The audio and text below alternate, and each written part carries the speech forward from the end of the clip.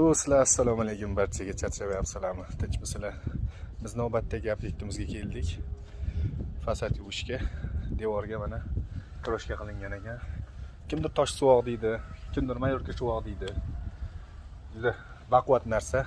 Qilinganiga aytsam ishonmaysizlar, 20 yil bo'libdi qilinganiga.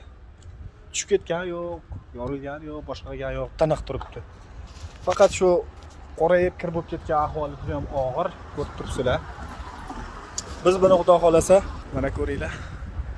Chiroyli qilib yuvib oqartirib beramiz. Inshaalloh yana 20 yil turib beraveradi. Mana hurmatli do'stlar, yuvib tugatdik, alhamdulillah. Razakir tushdi ichidan. Yangidek bo'ldi. Degalariga ham ma'qul. Umuman kir qolmadi ichida. Xudo xolasa, yangidek bo'lib chiqdi.